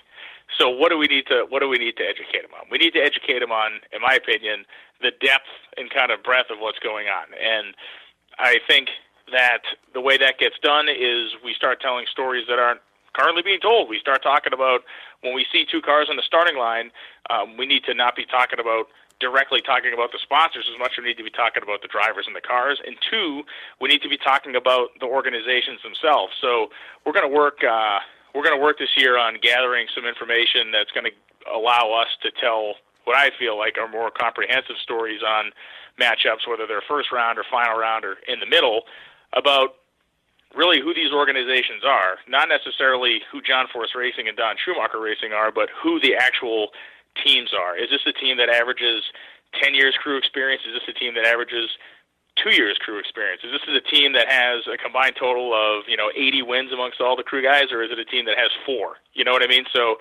those are the types of things that I think start to make these more compelling stories. I think I think you and I might have talked about this, but I got this, what I call them the 4 Ps that we're going to use as kind of a thing this year, which is people, parts, procedures equals performance. And so we're going to spend a lot of time talking about that, because I think it's a way for us to, again, add depth. It does not involve money, because I think we can talk all day about teams that have a lot of money that underperform. We can also talk about teams that don't have as much money and perhaps overperform because they do well in those 3 areas. Oh, very interesting, very interesting. And I think that you touched a little bit on, stats and, maybe numbers that matter. Stats might not be it, but I know you're a baseball fan. We'll get to that. Yeah, I think, to me, the numbers, and again, directionally, this is all stuff we're talking about, but the numbers that matter to me are not someone's lifetime round appearances or lifetime record. It's, what was this guy's or girl's average reaction time through qualifying? What was this person? How many times has this person left on an opponent? How many times is, It's the stuff that matters right now. What makes me care about those 2 people at this moment? I totally agree. And on that note, let's segue to the perfect countdown and Steve Torrance and the CAPCO boys and what they did and what does it mean. And I really believe that this was the single greatest team accomplishment that has happened in drag racing. And I know there are a couple of other teams out there. Tony Schumacher, I guess it was in 2008, won 15 races. John Force locked up the championship by the U.S. Nationals. And all that is great, but because of the 6-race countdown where everybody is supposed to be at their best at the same time, it focuses that energy, and these guys were able to sweep it.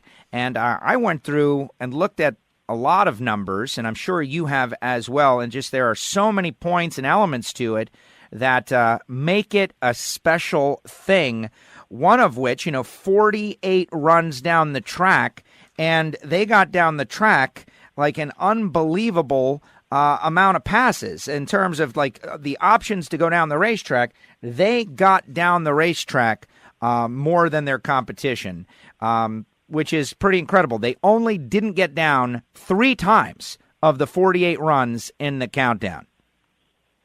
Yeah, I think really what we saw there was like the culmination of loyalty from ownership to their crew people and their crew chiefs and what the crew chiefs want in terms of parts, pieces, and all the other stuff, as well as just you saw a group of people that worked in complete and utter harmony with each other. I mean, the amount of mistakes, that's what always, at the end of the day, the biggest factor in any win or loss at the drag races is who makes the mistakes.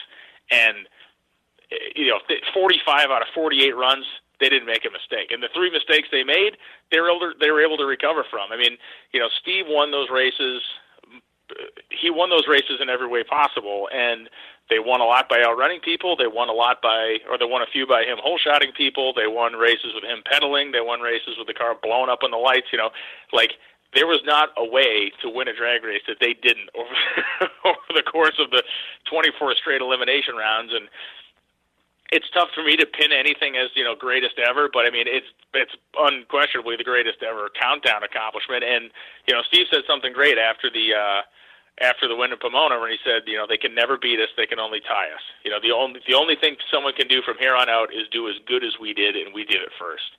And frankly, for as long as you and I get to do this, I don't know if we'll ever see anybody do that again. Oh no. Maybe they'll do it next year. The Kentucky Derby used to be or the Triple Crown used to be a thing that never happened, and now it happens every year. But really, I don't see it. 36 of 48 runs in the 3.7 second ET zone. Just amazing stuff. But see, I am going to go on, I'm going to say it's the greatest ever, because why not? It just happened, and we got to put a bar out there. But and there's and I'm really not arguing with you, only that, it's just like it is beyond anything I've ever seen before, and that goes, and I don't mean that in the sense of the statistical numbers. I mean that in the sense of just, so many times we see, whether it's on a Sunday afternoon with a team trying to win their first race, or it's on a Sunday afternoon with a team trying to make the countdown, or whatever it is, like you just see somebody blinks. You know what I mean? Like the pressure gets there, and somebody makes a mistake, and the car fails to do what it needs to do, if the team loses, blah, blah, blah. I mean, the hardest race for me, I had to have been, and if I'm in their position, the hardest race to win is that last race in Pomona, because you've won the championship already. So the major accomplishment here is done. Obviously, those guys partied like there was no tomorrow for about a week straight, so thank God they had 2 weeks off after Vegas. But to win that race in Pomona was the most impressive thing, and you're racing a group of people that really don't have anything to lose. It's the last race of the season, so if you're going to go out, you got to go out with your boots on. So not only are you getting everybody's best shot through the countdown, you're getting their absolute best and perhaps even sometimes most reckless shot at that last race, just to stop you from doing what you want. So sports is, whatever sport it is, basketball, football, whatever you want to talk about, perfection is the thing that doesn't happen. And so when it does, it makes everybody stop and look, and they achieved it. It's crazy. Won the first race of the countdown against Tony Schumacher, won the final race of the countdown against Tony Schumacher. Best reaction time in final rounds, best reaction time of the countdown in the final round of the final race against Tony Schumacher. Steve Torrence seemed to really be able to elevate when he needed it, and that's the sign of a champion. Yeah, he raced angry, obviously, for a good portion of the year, and then he raced very calm. And always a guy that's got a chip on his shoulder. I think that's kind of, and not in a bad way. He's a guy that has attitude. He's a guy that is going to tell you what he's thinking, and he laughs about the fact that he gets himself in trouble and stuff. But he went from racing kind of come-and-get-me style to a much calmer, I think Countdown Steve Torrence was a very calm, collected guy, and probably did not want to add any pressure to his team. I think that's one of the things I think he actively sought out, was to not add any burden to them or not give anybody any extra fuel. And obviously, when they rolled into Pomona, everybody had as much fuel as they needed just to see if they could, get up there and knock the champ out, but they couldn't do it. Could not do it. It's great stuff, and this countdown, the perfect countdown, I think will be remembered and analyzed and thought about for many years to come. Whenever somebody comes close, they'll start talking about it. But yes, we may never see this again in our lifetime. And to me, the big question is coming for next year is, are they able to keep the band together? Because I can promise you right now that every single person on that team, and I'm talking even Billy's car and on Steve's car, their phone's ringing. It's no secret that there are other teams out there trying to, I don't want to say poach those guys, but there are other teams out there that want the talent, that want the experience, that want championship caliber people. And hopefully for them, for their sake, they can keep the band together and not have any disruption. But a lot of the guys on that car have been with that team since Jump Street. And that's a big deal, because it doesn't really normally happen that way anymore out there, where you have that much longevity in terms of the crew people that are servicing the car, not just for their experience, but also for the just downright teamwork kind of camaraderie end. Oh, yeah. That's what they have. They had the extra incentive of being the band of brothers that were out there fighting against the world, and something to prove every time they went down the racetrack. And that extra motivation and camaraderie helped propel them.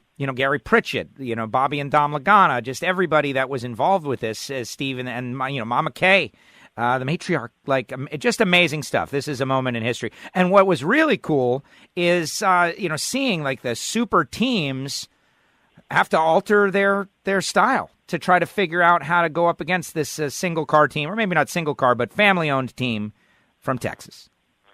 Yeah, it was it's a great thing to watch. I was just today I was hanging out with my buddy Dana Hart, who has a machine shop by me, engine builder, and Al Segrini was in there, and Al's obviously a Massachusetts guy, so we spent the majority of the day talking about what that team was able to accomplish. And for him, and obviously a guy who's won national events in his career and been very successful over a good funny car career, he was probably more blown away with it than I was, because he's actually lived it. He's actually tried to been out there scrapping to win events, and he just kept saying, he said, you have no idea how hard it is to win. When you watch somebody do it like they did, it's like mind-boggling. Over and over again, amazing stuff. Now, the only people, though, I think it's kind of getting, I don't want to say overshadowed, because they're not, but think about the yellow fellas in funny car, J.R. Todd, Jono, Todd Smith, that whole crew, that whole team. They had an unbelievable countdown. They won the championship, great success. J.R. going to be a great face of the sport. Any other year, that was like a miracle run, but not this year. Yeah, I think the honest answer is, if Steve Torrance didn't exist, we'd be talking about those guys having the greatest countdown ever. I mean, they competed in 23 out of 24 possible rounds. They did stuff that if King Kong hadn't been pillaging the city next to him, we would have been talking about them. And again, like you said, you're not taking anything away. They fought and scrapped to the end. Obviously, it came down to the first round in Pomona, and Bob Tasca did the job that they needed him to do, knocked out Robert and locked them down in the championship. But to me, that their story is a lot the same. I mean, you look. A lot of those guys with the DHL shirts on are seasoned team members there, have spent time together. I think John O and Todd Smith are just an excellent 1-2 combo, and they didn't race scared. They went into attack mode, and I mean, almost had in many ways some of the same attributes that the CAPCO team had. Well, all four of the champions have some similar aspects about them, and I want your opinion on that. Let's get to it, though. Tanner Gray. Also a great countdown. Gray Motorsports, they've been building towards this for many years. This was the goal, I believe, when Johnny, bought the engine shop a couple of years ago. And they accomplished their goal. Dave Connolly, a champ in Pro Stock, another group that is, I don't want to say unpolished. That's not right. But they are not holding back their opinion. That's what I'm talking about.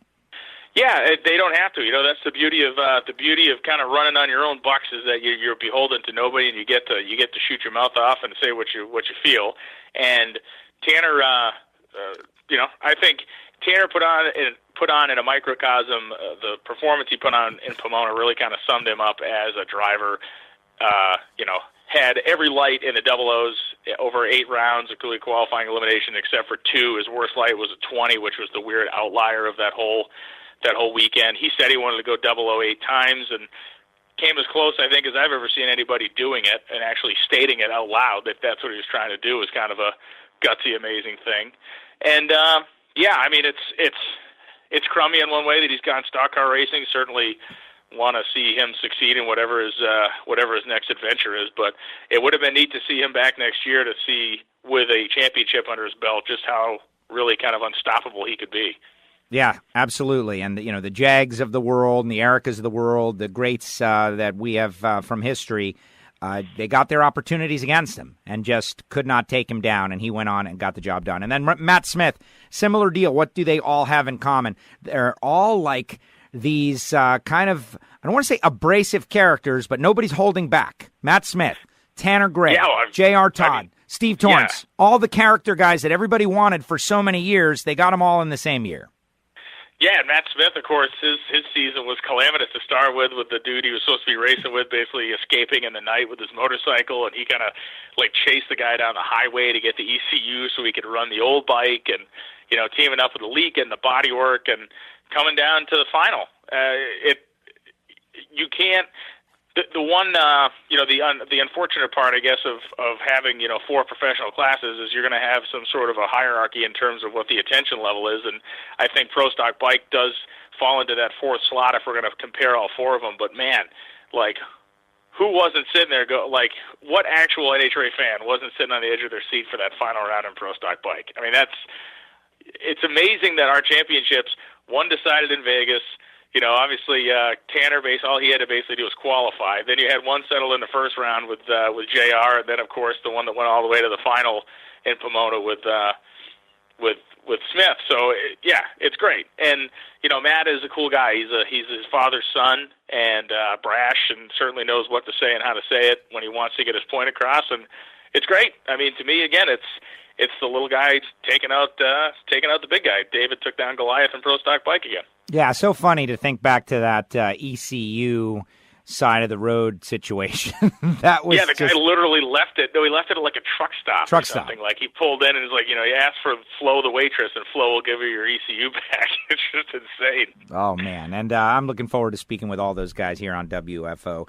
Brian, it's been great chatting with you. I'm so happy for you. I'm happy for the sport of NHRA drag racing as well, in that there are many stories, and you're very passionate about it, and I've got to know you over the past couple of years, and, you know, your wealth of knowledge, all of that. But I really want to know, like, I'm thinking, honestly, though, maybe it's something in the water. The Boston Red Sox, Joey Logano, Brian Lohnes, all great New Englanders who have had great success in 2018. What's going on up there? What's the real story?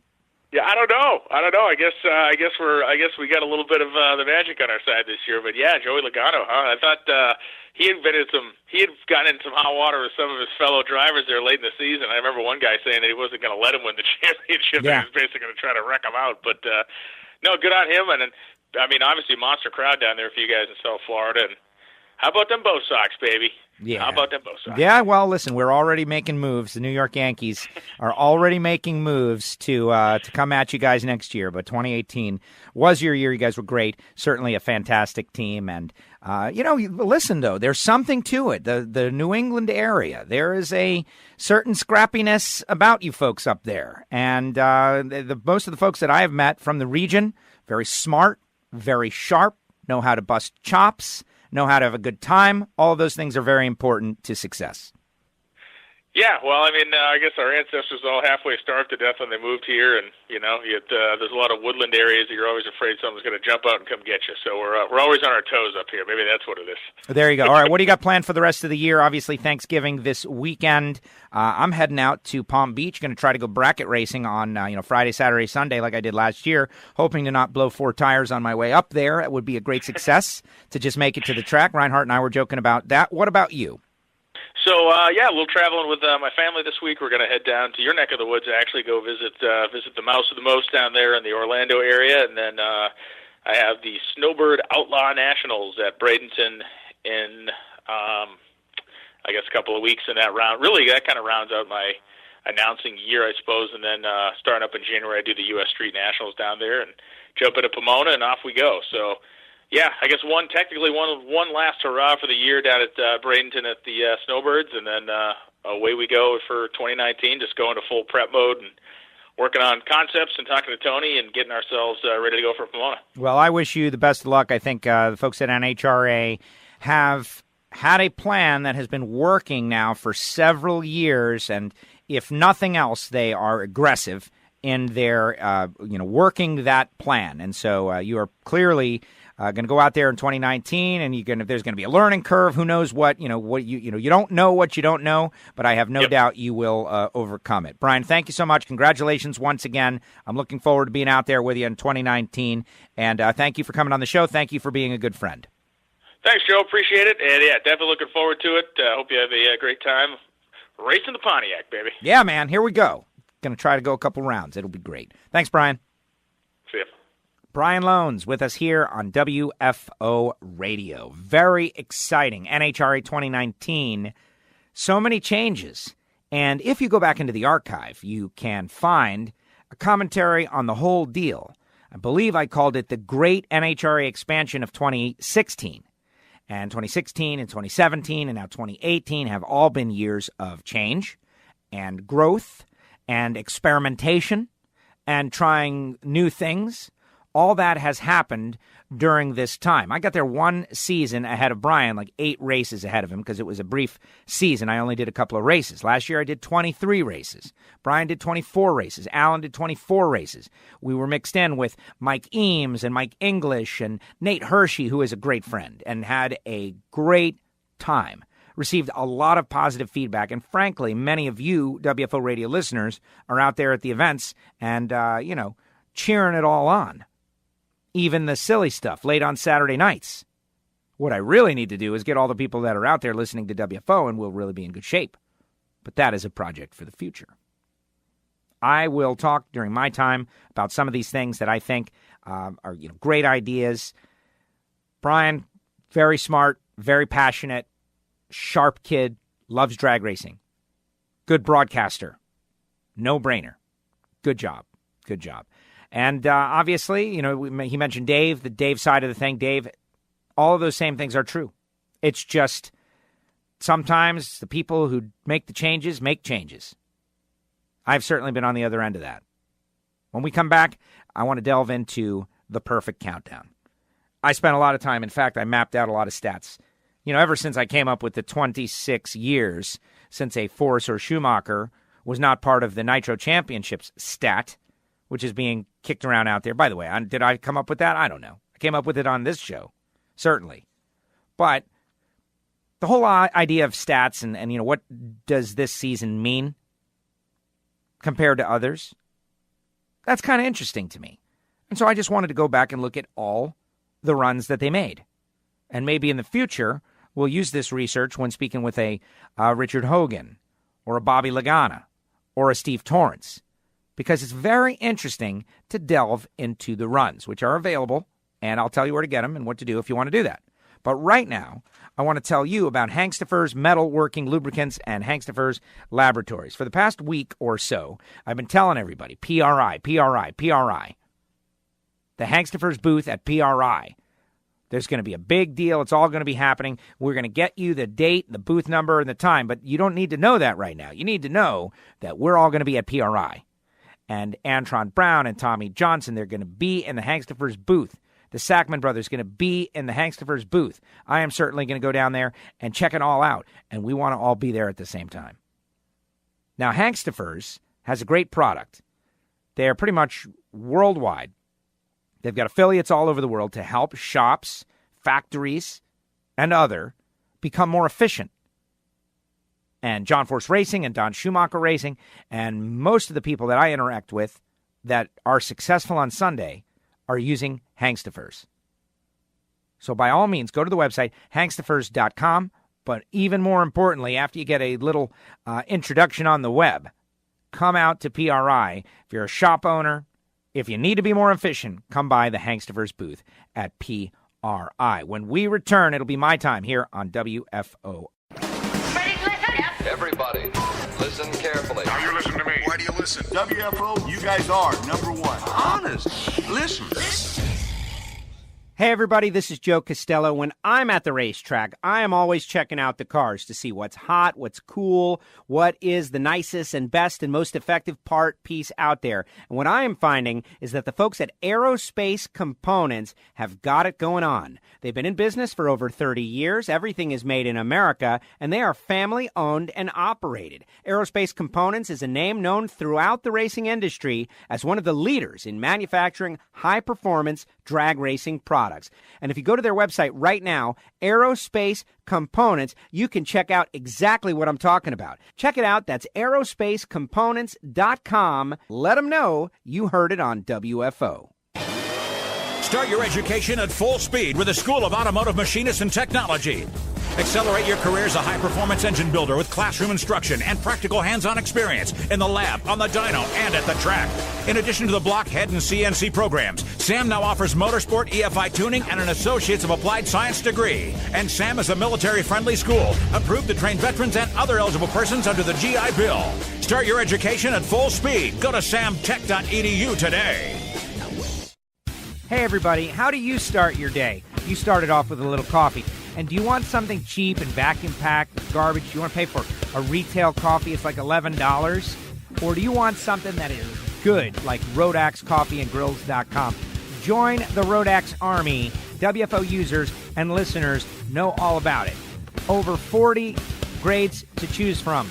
This is roasted fresh per your order, not to mention hot sauce, spice rub. You got to call Marvin, get on the phone line, or go to the website, RodaxCoffeeandGrills.com. Check it out. That's RodaxCoffeeandGrills.com.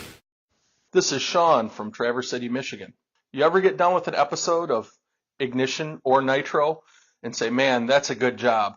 I'd like to give them a pat on the back and a cold beer. Well, with Patreon, you can. So send that drink down to Gio and Joe.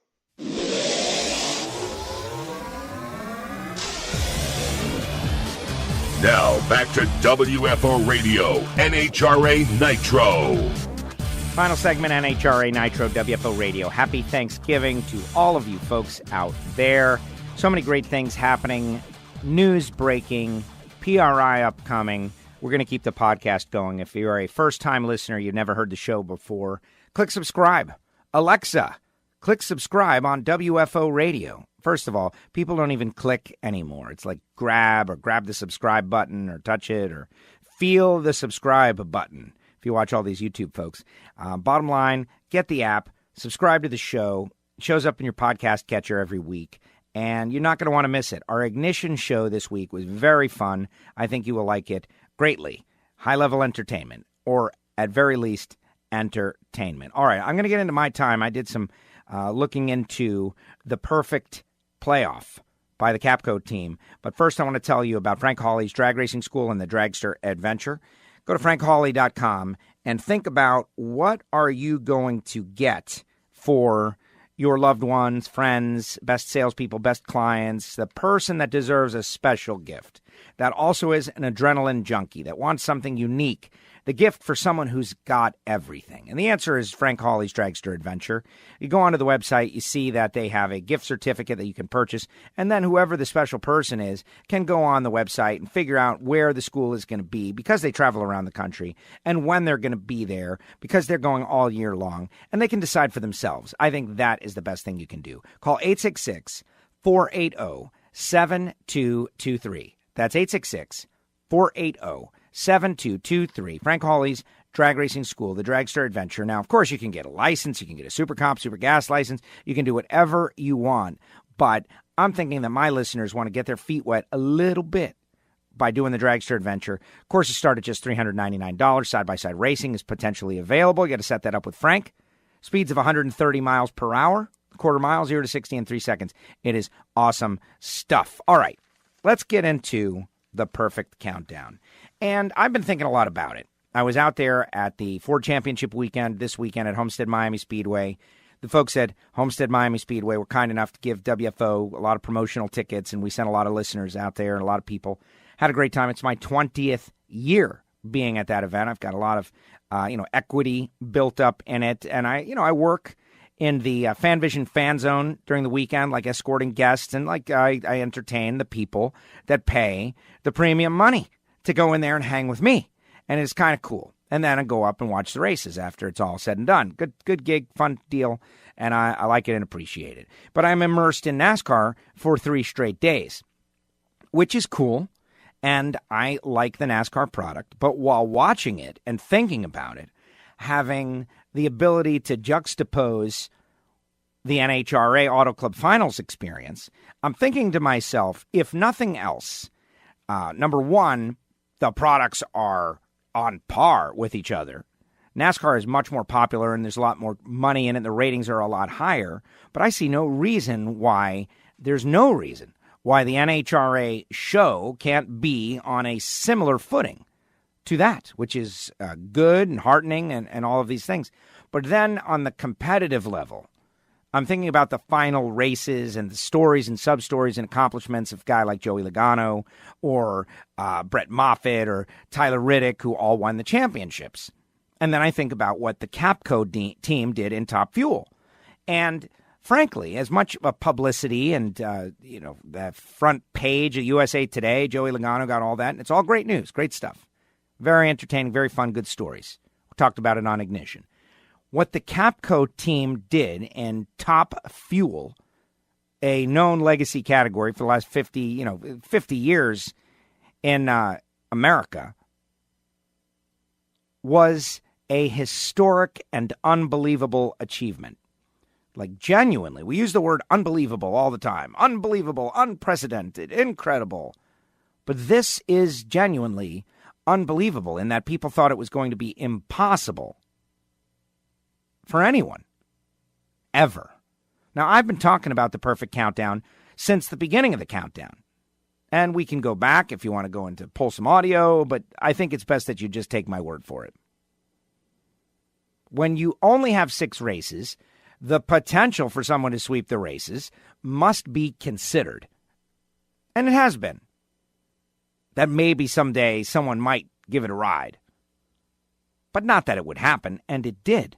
So now that it has, I wanted to delve into the numbers. And I encourage everybody to do the same. I don't want to be the only one delving into the numbers. I think you should all do the same. Delve into the numbers. And they are available on NHRA.com. And you just go to the results section. And for my money, I think it's best to go to the detailed results, which is the run by run. And you can go Q1 to E4. And that's what we basically did. And there are many, many different ways to run these numbers.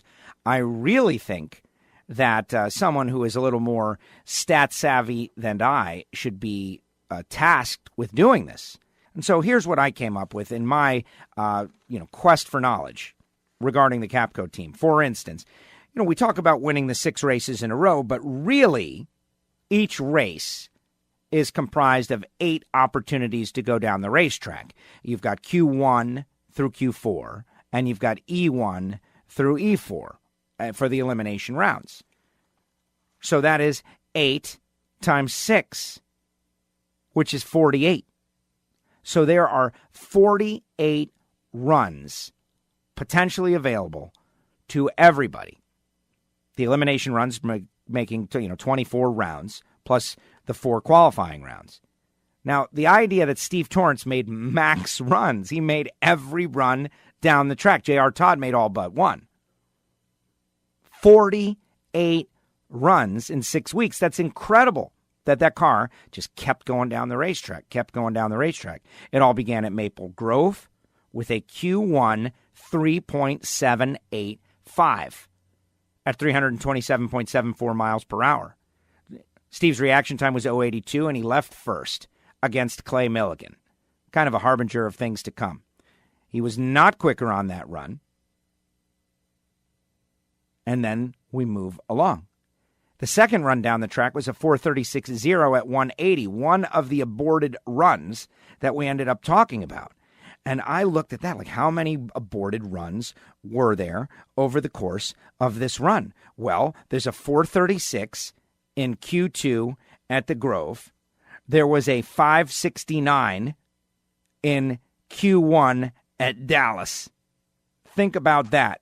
In between those two runs, they got down the racetrack every single time, which is stunning. That's the thing. Then the next time that they didn't get down the racetrack, I'm talking like blowing the tires off, because there are a couple of examples where they went, say, 314 miles per hour. So something's going away as they're going down the racetrack. All the way to Pomona 1. And over the 48 runs down the track, they only failed to get down the track, like a boarded run, 3 times. 3 times. Q2, Maple Grove. Q1, Dallas. Q1, Pomona. That's it. That alone is shocking and stunning. The picture of consistency. But it goes on. A number I mentioned a little bit earlier in the show. Well, what were those runs? What were they? 36 of the 48 runs were 3.7 something. Now, we know, like the 370s, especially with the track prep, is where it's happening. And 3.70s it was. 36 of the 48 runs. Now, 3 of those runs were 3.6 second runs. Only 3. And only 4 of them were 3.8 second runs. 2 were 3.9 second runs, and both of them were eliminations and runs that maybe they had something planned. Like, for instance, you might be thinking to yourself, well, when did they run 3.9? Well, they ran 3.9, round 1, Pomona, 3.995 at 3:22.88, 0.62 reaction time against Cameron Foray. Steve left first and was quicker and won the race. So was that them underperforming, or was that them taking it easy, playing a strategy? The other 3.9 run, 3.954 against Chris Karamessinis, round 1 at ZMAX Dragway. 0.75 light by Steve. He left first. He outran the competition. Very interesting stuff. So 2 3.9 second runs, both potentially strategic. And then the 3 aborted runs. To me, that is insane. They got down the racetrack Q1 in 4 of 6 races. They got down the racetrack in Q4 in 6 of 6 races. So here's a team that clearly they have consistency. They know the tune-up. The car is doing what they're telling it to do all across the board. Now, there was a run in Dallas, Q4. It was only 314 miles per hour, so it was kind of eating itself up a little bit. You know, maybe Bobby or Richard Hogan, they have a reason. Oh, yeah, that was the run. And it's just pretty amazing. Now, let's talk about Steve. Actually, let's talk about Steve after I tell you about motorsportsguys.com, Terry McMillan's new venture. Speaking of holiday gifts and stuff for the car guy or girl in your family, go to motorsportsguys.com and check out all the cool stuff they've got. Yes, new venture, formerly just for Amalie Motor Oil, now for just about everything. Go to motorsportsguys.com and check out all the cool stuff they have. They still have the Amalie Motor Oil you've come to love. Amalie's better than it has to be since 1903. They got 70, they got 2050, they got 1030, they got 520. A lot of you racers out there know that the Pro Racing 70 oil with Molly is used by many professional drag racers, including Terry, to avoid those drop cylinder moments. It saves bearings and crankshafts and provides more compression with better ring seal for you pro-level racers, because pro stands for professional racing oil.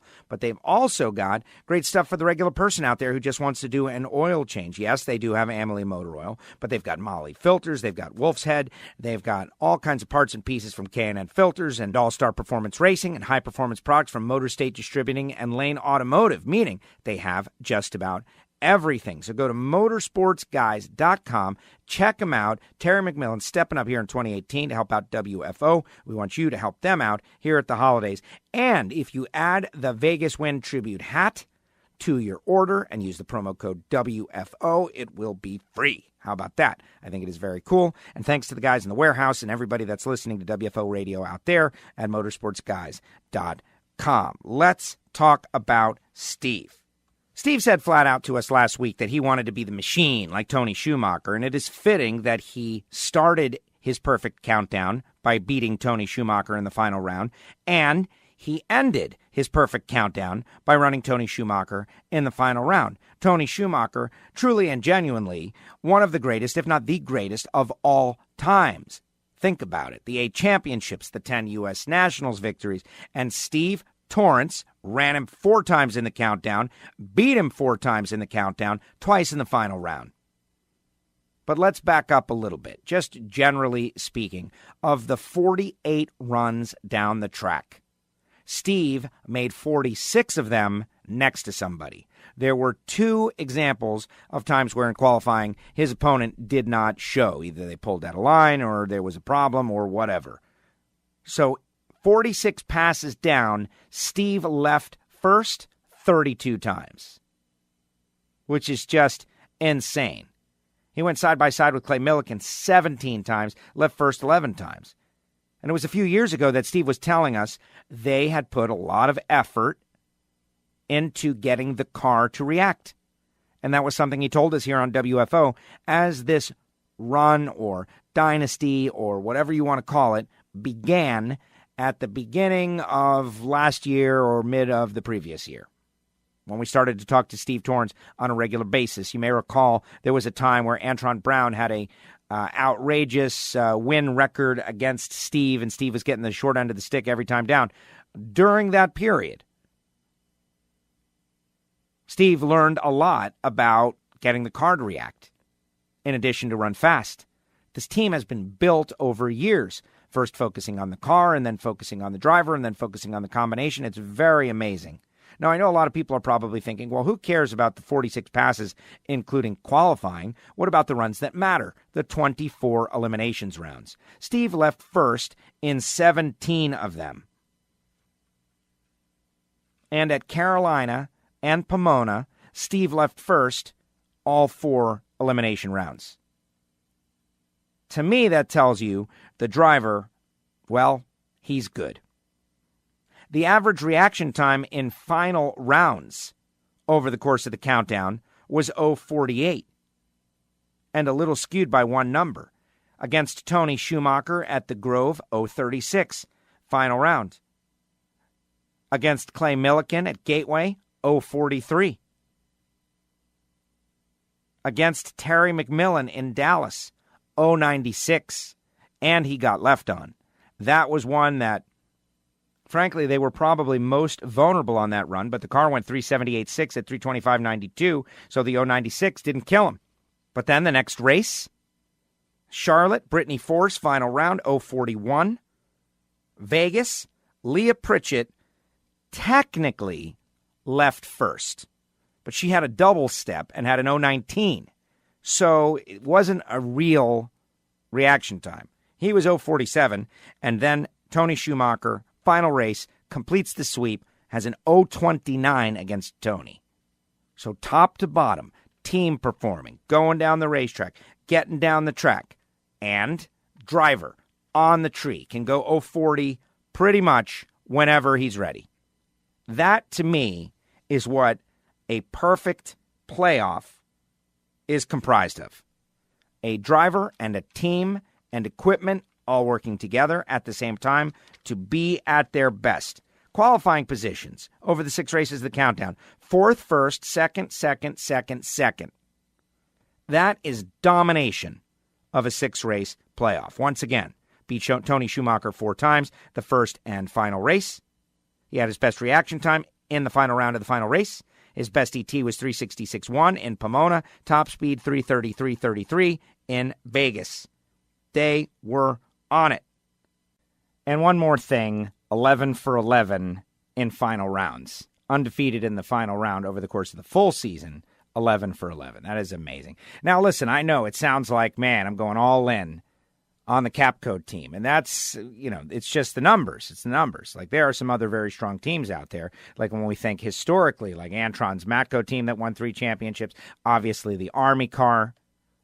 Go back in the day, Joe Amato. But there's a big transition that has happened in the sport. Like, Amato was trying to find speed secrets. And this is just the rules are constraining the team's pursuit of new technologies, hopefully. I know they find a way to spend money, though.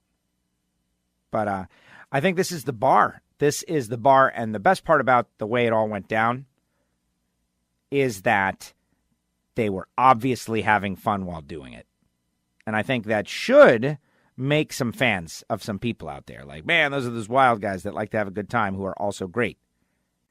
And inevitably, people will ask the question, what did they do next year? And so 2019 becomes a very important year for this team. And we heard the Coletta guys immediately talking about repeating, which I thought it was cool. And, they are after it. People are after history right now. There's a whole group in the NHRA of young crew guys that are thinking about the sport's history and out to make hay, which I think is cool also. Now, as we get to the tail end of the show, we're getting ready for Thanksgiving. I want to talk to you a little bit about my own racing experience. But you know that I genuinely believe that there's a couple of things that happen in sport. Number one, there is a bias against anything that just happened. Because we have a tendency, Alan Reinhart says it all the time, we remember what we just saw. And so people aren't going to want to say that this is the greatest single accomplishment. But I'm saying it. I'm going on the record. I'm the guy saying that this is it. There's got to be something that people relate to, the perfect countdown. You've got a couple of other accomplishments, like Glidden won a whole season, pretty much undefeated, back in the 70s. That was a pretty great accomplishment. The competition was not nearly what it is now. And the volatility that is Nitro was not in play. So with the greatest of respect to Bob Glidden and all those that were great over the course of that year, I think that this perfection over the course of 24 elimination rounds, when people are supposed to be at their best, when the spotlight is brightest in this game that we call the countdown, where everything is magnified, is bigger. And John Force, last week, Alan Reiner goes, yeah, but what about the year that Force had it all wrapped up by the U.S. Nationals? What about that? Excellent point. What about that? That was unbelievable. But, number one, the competitive level was not nearly what it is. John Force, that was at John Force's peak. And we know that John was advancing technology. He was employing new technologies. There were things that they only knew about that not everyone knew about. The rules were not frozen in time like they have been for the past several years. So as much as that was incredible, it was spread out over the course of a season. Billy Torrance, by the way, says to me, still hate the countdown. Love you, though. It was great. Billy Torrance is a great guy. In the winner's circle, he's like, still hate the countdown. Yeah. And that story is one of my favorites, that Billy Torrance was really trying to ruin it for Steve. He was trying to ruin the perfect countdown. Make no bones about it. He was trying to shut it down. Because it would have been cool to be the guy who shut it down, as long as you're in the family. Snake, 7 of 8. I guess if it was 8 of 8, then we would have something. But again, different era, different style of racing, different competition.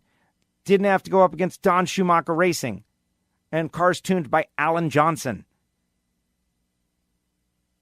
Just a different era. Yes, tough to compete. But then there's, perfection. 24 straight rounds, perfection. Start to finish. Oh. So I'm putting it up there. Putting it up there. As the greatest motorsport accomplishment of 2018, by far. And we can have those debates over the years and think about them. And certainly we've talked about perfect claims in the Lucas Oil Series. But that's not a perfect run. That's, you're dropping races. And your thoughts are welcome. Joe at WFOradio.com. You can always call in the wide open line. The voicemail still works, even though somebody bought Skype, and it just sounds totally different to me. But 954-889-6796. Or the new way we're all doing it, because a lot of people don't like to call in and talk to a voicemail, every one of you have got a smartphone in your pocket. Most of you have the WFO Radio app on that smartphone. Well, in the utilities section, say if you have an iPhone, there's something called voice memos. And if you have an Android, you can certainly download an app that'll do the same thing. And you can just record right into your phone. You can click record, red button, and go test 1, 2, 3, 4, and say, hey, Joe, I disagree with you because of all these different things. And then you just stop, and you can email it to me. Test 1, 2, 3, 4, and say, hey, Joe, I disagree with you because of all these different things. And there it is. And you email it to me, and then I can play it on the show. It is so easy. And then you listen back, and you say, man, I sounded like a genius there. And you fire it off. It's great stuff. But this is what fandom is all about. Like thinking and debating and crunching the numbers and trying to compare and contrast. All kinds of good stuff. Right now, I want to tell you about CatSpotLitter.com. CatSpot. Scott Palmer. Magic Dry. Great year.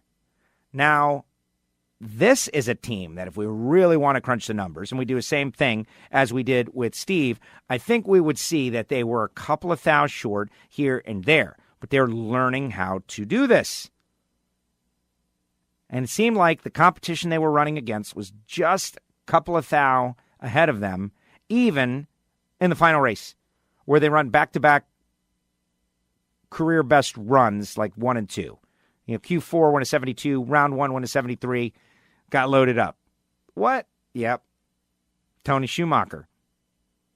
Believe it was low ET of round 1 of eliminations at the Auto Club Finals. So does that mean that the CatSpot team has had a bad year? No, it means they have a good year. And they got a good product made out of coconut, all natural. If you have cats and you like drag racing and you listen to the podcast, I don't know what I got to do. Just get on the website, CatSpotLitter.com. If you do not have a cat, just get some Magic Dry, help the team, help the show, help NHRA Drag Racing by using this product. You're going to use something anyway, CatSpotLitter.com. Don't know if this is the greatest gift for the missus at the holidays. Hey, sweetie, here's some cat litter. Yeah, I don't know. I don't know exactly. All right, now on to things that are even more, pressing. Myself, and heading out to Palm Beach International Raceway this weekend for the 37th Citrus Nationals. This is the race that 1 year ago we blew out 4 tires on the way to the track. 20 minutes out, boom, fixed it, boom, fixed it, boom. Now we're limping to my friend's tire shop. Hey, man, we're having a problem. Rubber is flying all over people's houses like his tires are exploding. It was a scary thing. Bump, bump, bump, bump, like, dragging our trailer through, on 2 wheels, basically. But we made it. And then we went to the track, and then we had all kinds of problems with the car. Popping and just missing, and it was just not right. And we had the starter problem. Just crazy group of problems, all back to back, all the result of not using the car. People who are just listeners who do not have race cars or boats maybe do not know, but lack of use is the worst thing you can do. Using every week, the best thing you can do. People might think, oh man, we want to save it. No, got to use it. Use it or lose it. And so we had the starter engaging all by itself. What was the problem? It turned out that the remote starter switch that is under the firewall for adjusting the valves had shorted out. It had, the thing was 20 years old, man. And it had shorted out, and it was kind of like activating in there and causing the starter Bendix to come out and hit the flywheel and make all kinds of crazy noise. Got that figured out. Okay, bypassed it. It was a crazy situation all weekend long. Then the terrible miss. We were checking MSD boxes. We were checking the gap between the crank trigger and the sensor and the crank trigger wheel, and just everything we could do. And we're picking up problems, knocking them down. But in the end, it was our what appeared to be brand new rotor and cap that was the problem. Or potentially a set of brand new spark plugs. That was the problem. And we found it and we fixed it. And I ended up going, to the 3rd round of racing on Sunday after we got a car that could run. So here now, a year has gone by. And I'm getting ready to go back out to the track. This is genuinely the second opportunity I had to maybe go racing. There was one time, I think, in February that we just didn't make it out. And now here we are back in November. It is a challenge, but I get to go to races all the time. I just don't get to race myself. And so I'm really hoping that we can go up and get to the track on Friday. There is an open test and tune from 11 to 5. And I'm hoping to get 4 or 5 runs in. Get some laps on the car, work on starting line RPM, adjust the timing, try to find optimize things. And then Saturday and Sunday actually feel competitive in eliminations. Like try to think about driving as opposed to, why is this thing broken? Which, I would love to have been able to shake off those thoughts. Is it going to go down the track? And focus on reaction time. But I am covered in rust as well. I'm like the Tin Man over here. But we're going to give it a ride. It will be very interesting, and I'm super excited about it.